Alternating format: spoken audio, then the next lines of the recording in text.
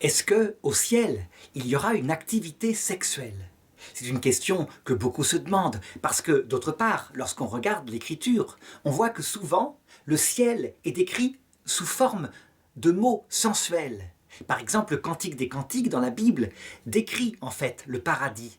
L'époux c'est Dieu, et l'épouse c'est notre âme. Et les termes sont employés sont extrêmement sensuels. Même dans le Coran, il y a cette annonce du paradis sous forme de métaphore. Les houris aux yeux noirs, qui font que certains islamistes se font exploser, parce qu'ils rêvent de sensualité, sont en fait l'image orientale de la joie parfaite, telle qu'elle règne au paradis. Ça veut dire que sans cesse renouvelée, sans jamais qu'il y ait d'usure. Mais évidemment, il s'agit là de choses spirituelles. Mais la question qui se pose, c'est est-ce que nous aurons des relations sexuelles au sens propre du terme, des relations génitales entre hommes et femmes? Est-ce que cette joie-là demeurera au ciel? Si on regarde l'homme et la femme tels qu'ils sont structurés, il y a deux choses à considérer. D'abord, cette identité qui nous vient du fait que nous sommes hommes et femmes, féminité, masculinité.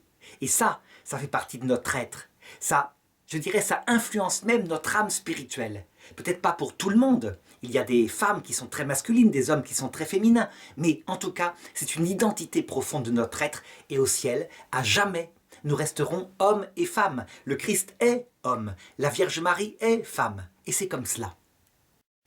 Ça fait partie de la nature humaine et ces choses-là ressusciteront avec notre corps pour l'éternité. Seulement, cet aspect biologique de notre être qui est visible sur Terre sera évidemment moins prégnant que les qualités spirituelles qu'on attribue d'habitude à la femme, à l'homme. Ça veut dire qu'un homme extrêmement délicat, silencieux, contemplatif, paraîtra extrêmement féminin au ciel, dans cette dimension qu'on attribue habituellement aux femmes. Et une femme très active, efficace, agissant sur terre, eh bien, ce sera son côté masculin qui apparaîtra au ciel de cette façon-là, tout en restant femme, pleinement femme, dans son apparence et son être. Et puis, le deuxième aspect, c'est cet aspect génital. Est-ce qu'il y aura des relations sexuelles génitales au ciel? Eh bien, la réponse est non, parce qu'il y aura beaucoup mieux. Parce que la génitalité sur Terre, elle est une chose merveilleuse qui, lorsqu'elle est faite selon le plan de Dieu, a deux sens. Ils font qu'une seule chair pour indiquer l'union totale de leur âme.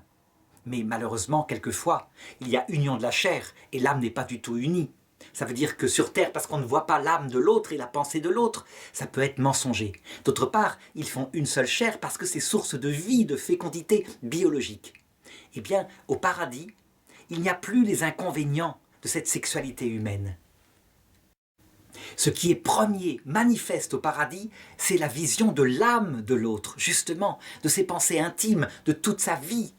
Et cette âme, elle explose à notre vie parce qu'elle est remplie de la présence de Dieu. La conséquence, c'est qu'au ciel, l'union de ceux qui seront au paradis se fera d'abord par les âmes, en voyant l'âme qui est le jardin où Dieu habite, alors que notre jardin à nous, notre âme, Dieu habite aussi, il est présent, nous le voyons face à face. Ce sera source de la plus importante des joies spirituelles. Et le reste découle de cela. Alors que sur Terre, parfois c'est l'inverse. C'est l'attraction physique de l'autre qui nous charme, qui peut nous amener à l'aimer spirituellement. Alors, qu'est-ce qu'il en est? Eh bien, parce que notre âme sera unie à l'âme des autres, chaque personne du ciel, ange, femme, homme, chaque personne telle qu'elle est, eh bien, en conséquence, lorsque cette personne aura une sensibilité, et c'est le cas pour les femmes, pour les hommes, ce n'est pas le cas pour les anges, eh bien, il y aura en conséquence une union totale des sensibilités. Ça veut dire que la beauté, le charme de la Vierge Marie nous ravira. Mais il ravira aussi les animaux qui seront là, qui se réjouiront à la vue de la beauté du corps des saints, disent certains franciscains. Et puis, il y aura ce corps ressuscité qui sera là réellement, homme et femme, avec des propriétés nouvelles, comme par exemple la lumière. Ce corps ne cache plus, je l'ai dit, l'âme spirituelle, c'est ça, être lumineux. Mais il n'y a pas que cela. Ce corps a d'autres propriétés, comme l'agilité. Ça veut dire que dès qu'on pensera à quelqu'un, on se retrouvera auprès de lui. Et les distances immenses de l'univers seront bafouées non seulement par cette propriété qu'est l'agilité, mais par la puissance de Dieu qui nous portera sur ses ailes, c'est une métaphore, pour nous emmener à travers l'univers, à la vitesse de la pensée, auprès de celui à qui nous voulons parler. Autre propriété du corps ressuscité, C'est la subtilité. Il peut occuper le même lieu qu'un autre corps. Et ça, c'est source évidemment de toutes sortes de pensées, à savoir que l'union totale des âmes peut peut-être se caractériser, s'incarner dans une union totale qui occupe le même lieu.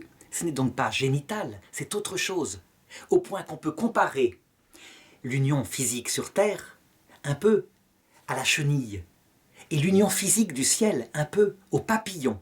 Ça n'a pas de rapport et pourtant c'est le même être, transfiguré, réalisé. Donc, comme dit saint Paul, on ne peut même pas imaginer les merveilles que Dieu prépare pour nous. Mais évidemment, cette terre, ce ne sont que des vestiges de ce qui se passera au ciel.